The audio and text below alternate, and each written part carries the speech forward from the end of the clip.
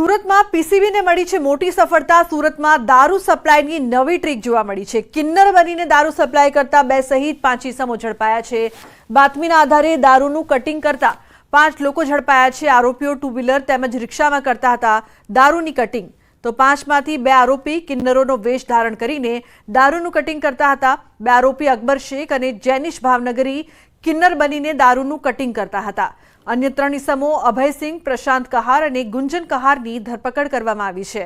નાનપુરા બાપજી apartment પાસેથી આરોપીઓ દારૂના મુદ્દામાલ સાથે ઝડપાયા હતા। આરોપીઓ પાસેથી 204 દારૂની બોટલો સાથે રિક્ષા અને બાઇક સહિત રૂપિયા 3,15,800નો મુદ્દામાલ પોલીસે જપ્ત કર્યો છે। તો જૂનાગઢમાં ટ્રાવેલ્સમાં કુરિયર દ્વારા મંગાવવામાં આવેલ ગાંજો ઝડપાયો છે। છેલ્લા કેટલાય સમયથી ગાંજાના પાર્સલ કરીને વેચવામાં આવતો હતો। પોલીસે બાતમીના આધારે મોપેડમાં રાખેલ ગાંજાનો જથ્થો ઝડપી પાડ્યો છે। ભરત ઉર્ફે પૂરન વાલજી બગડા ઝડપાયો છે। સુરતથી ગાંજો મોકલનાર તુષાર જોશી ફરાર થયો છે।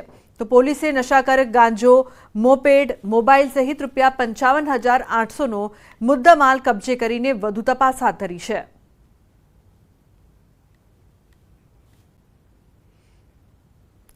તો નવસારી એસીબી પોલીસની ટીમે બેલાંચિયા પોલીસ કર્મીઓની કરી છે ધરપકડ। ફરિયાદી પાસેથી 1 લાખ રૂપિયાની માંગી હતી લાંચ। લાંચના 89,000 રૂપિયા લેતા એસીબીની ટીમે ઝડપી પાડ્યા હતા। વલસાડ જિલ્લાના ઉમરગામ પોલીસ સ્ટેશનમાં હેડ કોન્સ્ટેબલ તરીકે ફરજ બજાવતા પરેશકુમાર રામભાઈ અને પોલીસ કોન્સ્ટેબલ મુરુભાઈ ગઢવીની ધરપકડ કરાઈ છે। ફરિયાદી દારૂના કેસમાં વોન્ટેડ જાહેર થતા કર્મીઓએ લાંચની માંગ કરી હતી। તો ઉમરગામના ગાંધીવાડી વિસ્તારમાં આવેલા વલ્લભ હાઇટ્સ બિલ્ડિંગના માવલા ચાની દુકાન બહાર ફરિયાદી પાસેથી આરોપી પોલીસ કોન્સ્ટેબલ લાંચ લેતા એસીબીના હાથે રંગે હાથ ઝડપાયા હતા। પોલીસે કાયદેસરની કાર્યવાહી હાથ ધરી હતી। સમાચારમાં આગળ વાત નવસારીની ગેસ સિલિન્ડર કૌભાંડનો પર્દાફાશ થયો છે। જલાલપોરમાં ગેરકાયદેસર કરાયો હતો સંગ્રહ। ઘર વપરાશ કમર્શિયલ ગેસ સિલિન્ડરનો સંગ્રહ ગેરકાયદે સંગ્રહ કરીને વેચાણ કરનાર ઝડપાયો છે। તો સ્થાનિક પોલીસ ઊંઘતી રહી અને એસઓજી ઝડપ્યો છે। 6 બાટલા સહિત રૂપિયા 18,000નો મુદ્દામાલ કબજે લેવાયો છે। તો લોખંડની કેબિનમાં મૂકેલા બાટલાનો જથ્થો કબજે લેવાયો છે।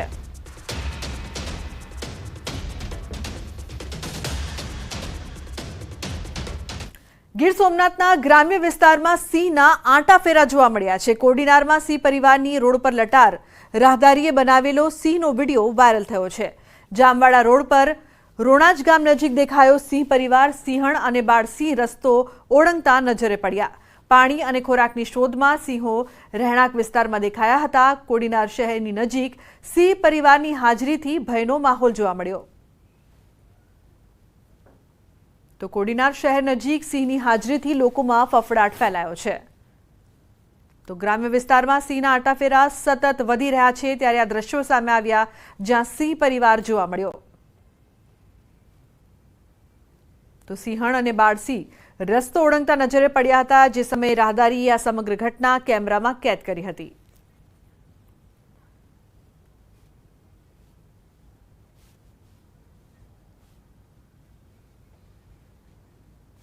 અમદાવાદમાં એએમટીએસ બસના અકસ્માત મામલે એએમટીએસના પૂર્વ ચેરમેનનું મોટું નિવેદન સામે આવ્યું છે। વર્ષો પહેલા એએમટીએસના ખાનગીકરણ બાદ ચાલકો બેફામ બન્યા છે। ઇન્ચાર્જનું પણ કોઈ સાંભળતું નથી। ભાજપના લાગતા વળગતા કોન્ટ્રાક્ટરોના હાથમાં એએમટીએસનો કંટ્રોલ હોવાનો પણ આક્ષેપ કર્યો। વધુમાં કહ્યું કે આ કોન્ટ્રાક્ટરના દબાણના કારણે કોઈ કડક કાર્યવાહી નથી કરવામાં આવતી। ખાનગીકરણ પહેલા તંત્રનો એએમટીએસના ડ્રાઈવરો પર કંટ્રોલ હતો જેથી અકસ્માતો થતા નહોતા। આ સાથે તેમણે અકસ્માત સર્જનાર એએમટીએસના કોન્ટ્રાક્ટરને બ્લેકલિસ્ટ કરવાની પણ માંગ કરી છે।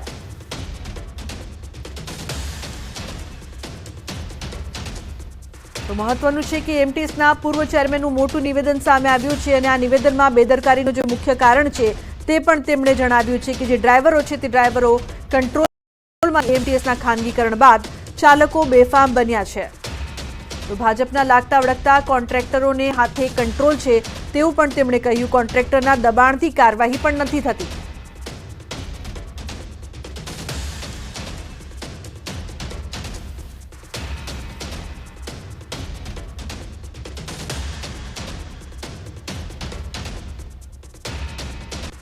એએમટીએસની માલિકીની બસો એએમટીએસમાં ફરતી નથી અત્યારે ટોટલી કોન્ટ્રાક્ટ બેઝ ઉપરની બસો ફરી રહી છે.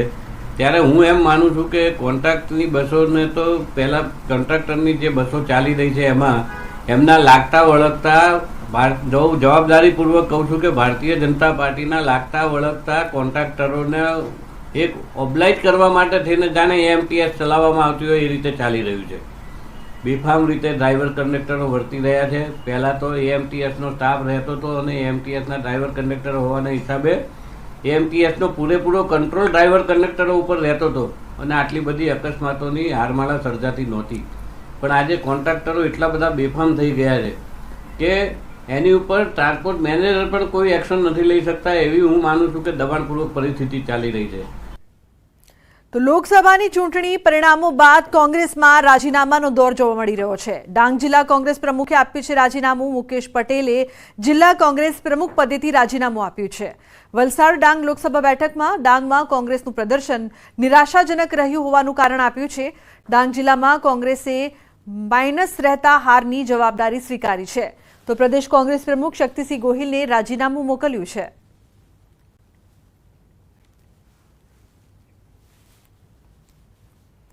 ગુજરાતના ખેડૂતો માટે આનંદના સમાચાર. ચોમાસું હવે ગુજરાતથી ફક્ત 250 કિલોમીટર દૂર છે. ગુજરાતમાં આ વખતે વહેલું બેસી શકે છે ચોમાસું. તો ગુજરાતમાં ચોમાસાના આગમનનું કાઉન્ટડાઉન, ચોમાસાના આગમનની તૈયારી, ચોમાસું હવે નજીક જોવા મળી રહ્યું છે.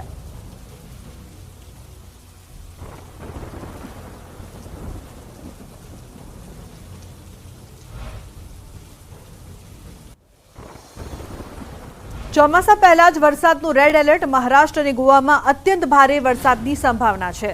તો મહારાષ્ટ્ર, ગોવા તથા કર્ણાટકમાં રેડ એલર્ટ છે. જોરદાર પવન સાથે મેઘરાજાએ બોલાવી શકે છે બગડાટી. મધ્ય મહારાષ્ટ્ર, કર્ણાટકના દરિયાકાંઠામાં રેડ એલર્ટ છે. તો કોંકણ અને ગોવામાં પણ વરસાદનું રેડ એલર્ટ જોવા મળી રહ્યું છે.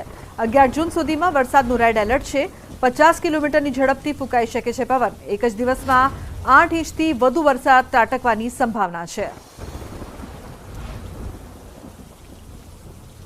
રાજ્યમાં આગામી 5 દિવસ વરસાદની આગાહી છે. 5 દિવસ સામાન્યથી મધ્યમ વરસાદની આગાહી કરવામાં આવી છે. સાથે થંડરસ્ટોર્મ એક્ટિવિટીના કારણે 30 થી 40 કિલોમીટરની ઝડપે પવન પણ ફૂંકાશે. તો મહત્વનું છે કે આજથી 13 જૂન સુધી સૌરાષ્ટ્ર, મધ્ય અને દક્ષિણ ગુજરાતમાં પડશે વરસાદ. આજે ગીર સોમનાથ, અમરેલી, ભાવનગર, પંચમહાલ, દાહોદમાં પડી શકે છે વરસાદ. તો વડોદરા, છોટાઉદેપુર, નર્મદા, ભરૂચ, સુરત, તાપી અને ડાંગમાં પણ વરસાદની શક્યતા છે. તો 9, 10 અને 11 જૂને સૌરાષ્ટ્ર, મધ્ય ગુજરાત, દક્ષિણ ગુજરાત અને દાદરાનગર હવેલીમાં સામાન્ય વરસાદ પડી શકે છે. તો 12 જૂને સૌરાષ્ટ્ર, ઉત્તર ગુજરાત, મધ્ય અને દક્ષિણ ગુજરાતમાં સામાન્યથી મધ્યમ વરસાદની આગાહી છે. 13 જૂને સૌરાષ્ટ્ર અને દક્ષિણ ગુજરાતમાં વરસાદની શક્યતા જોવા મળી રહી છે.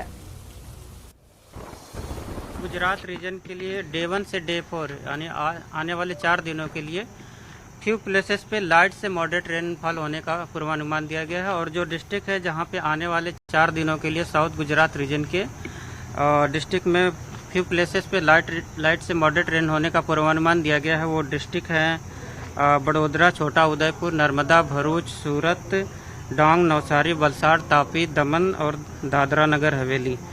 और नॉर्थ गुजरात रीजन के जो डिस्ट्रिक्ट है जहां पे आने वाले 4 दिनों के लिए आइसोलेटेड प्लेसेस पे लाइट रेन होने का पूर्वानुमान दिया गया है. वो डिस्ट्रिक्ट है पंचमहल, दाहोद और महिसागर.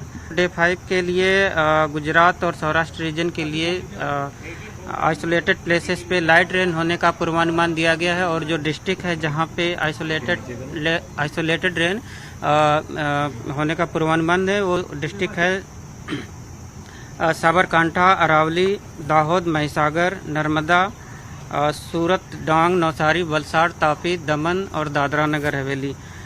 और सौराष्ट्र रीजन की बात करेंगे तो सौराष्ट्र और कच्छ रीजन के लिए जो डिस्ट्रिक्ट है जहां पे आइसोलेटेड प्लेसेस पे लाइट रेन होने का पूर्वानुमान दिया गया है वो डिस्ट्रिक्ट है अमरेली, भावनगर, गिर सोमनाथ, बोटा, दीव.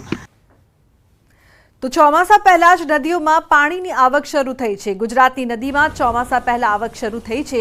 છોટાઉદેપુરની સાપણ નદીમાં આવ્યા છે નવા નીર. ક્વાંટની ઉમઠીની સાપણ નદીમાં નવા નીર આવ્યા છે. ક્વાંટ અને ક્વાંટ તેમજ ઉપરવાસના મધ્યપ્રદેશમાં ભારે વરસાદને પગલે સાપણ નદીમાં નવા નીર આવ્યા છે. ચોમાસા પહેલા જ ક્વાંટના ઉમેઠી ગામની સાપણ નદી વહેવા લાગી છે.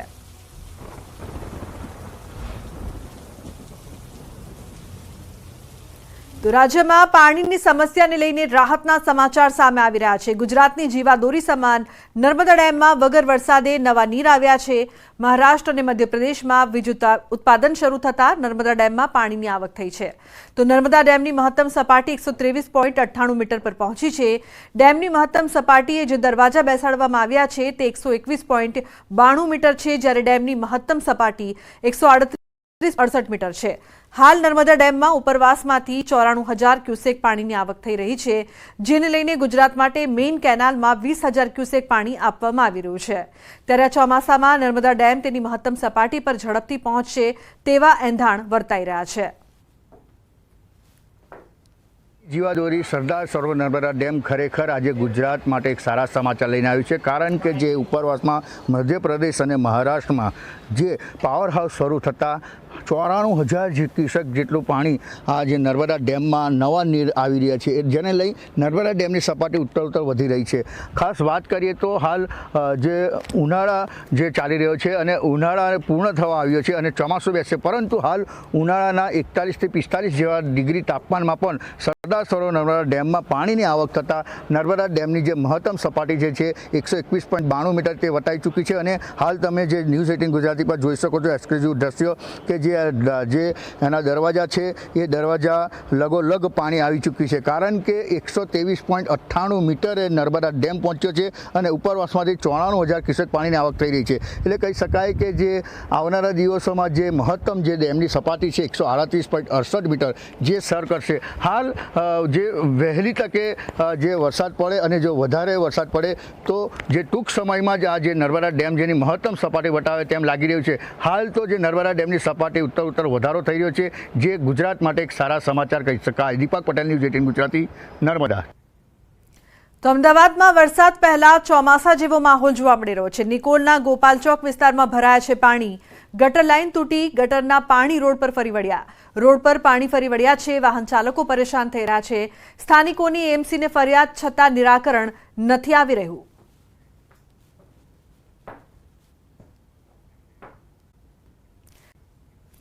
Welcome back. સમાચારમાં આગળ વાત કરીએ। વાતાવરણ કોઈ પણ હોય, પરંતુ છેવટે તો તાતને જ રોવાનો વારો આવતો હોય છે। આ વખતે ભર ઉનાળામાં પણ વાતાવરણ પલટો અને છેવટે અંગ દઝાડનાર ગરમીએ ખેડૂતોના પાકને પારાવાર નુકસાન પહોંચાડ્યું છે। ત્યારે સાબરકાંઠામાં પણ આકરી ગરમીના કારણે ખેડૂતોનો પાક બળી ગયો છે, જેને લઈને શાકભાજીના ભાવ આસમાને પહોંચ્યા છે। એક તરફ પાકમાં ઓછું ઉત્પાદન અને બીજી તરફ મોંઘા ભાવના બિયારણ, ખાતર, મજૂરી અને બજાર સુધી પાક લઈ જવાના ભાડામાં કોઈ જાતનો ઘટાડો ન થયો હોવાથી ખેડૂતોની પરિસ્થિતિ ખરાબ થઈ ગઈ છે। જો કે હજુ પણ ગરમી વધે અને વરસાદ મોડો પડે તો શાકભાજીના ભાવમાં આનાથી પણ વધારો આવી શકે તેમ છે।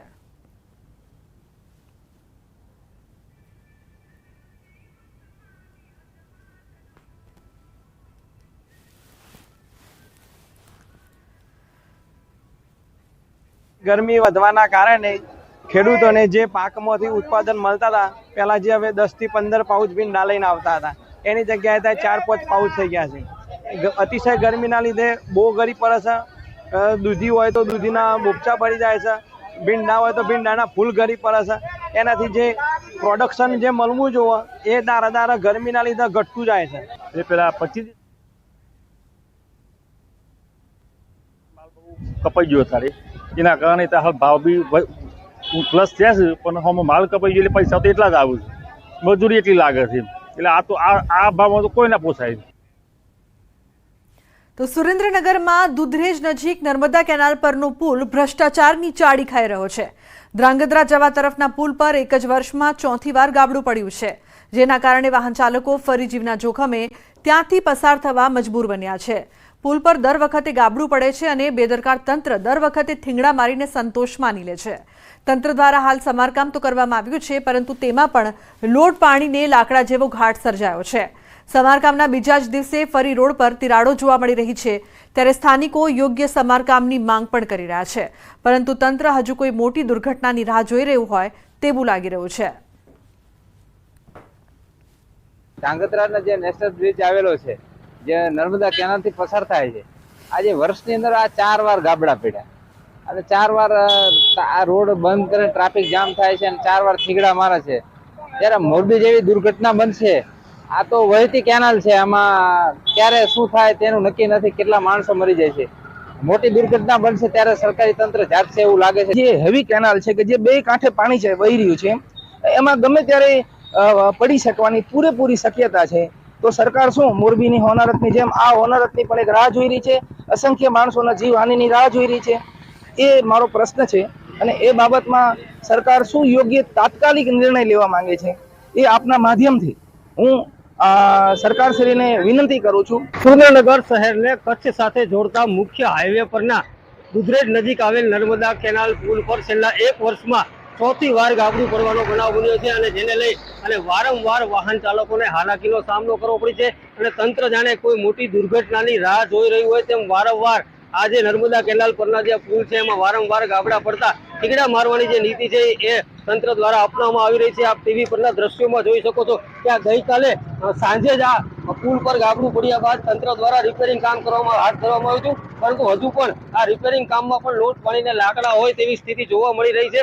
ગઈકાલે સાંજે જ આ જે પુલ પર છે રિપેરિંગ કામ હાથ ધરવામાં આવ્યું હતું, પણ આજ સવારે આ રિપેરિંગ બાદ પણ અત્યારે જે પુલનું રિપેરિંગ કામ કરવામાં આવ્યું છે તેને બાદ પણ તિરાડો જોવા મળી રહી છે, જેને લઈ અને કોઈ મોટી દુર્ઘટનાનો ભય છે. ત્યારે તંત્ર કોઈ મોટી દુર્ઘટનાની રાહ જોઈ રહ્યું હોય તેવું લાગી રહ્યું છે. ત્યારે તાત્કાલિક યુદ્ધના ધોરણે આ પુલનું યોગ્ય સમારકામ કરવામાં આવે તેવી ક્યાંક ને ક્યાંક શહેરીજનોમાં માંગ ઉઠવા પામી છે. અક્ષય જોશી, ન્યૂઝ 18 ગુજરાતી, સુરેન્દ્રનગર. અમરેલીમાં એક સાથે 300 દુકાનો સીલ કરવામાં આવી છે. ફાયર એનઓસી મુદ્દે તંત્રની કડક કાર્યવાહી. જિલ્લા પંચાયત રોડ પર સીલિંગ કાર્યવાહી કરવામાં આવી છે. સરદાર શોપિંગ સેન્ટરની 300 દુકાનો સીલ કરવામાં આવી. પૈસા તો ભરવા પડશે અને 2-3 દિવસમાં દુકાન ખુલે એવી વ્યવસ્થા અમે લોકો પૈસા કાઢીને કરશું.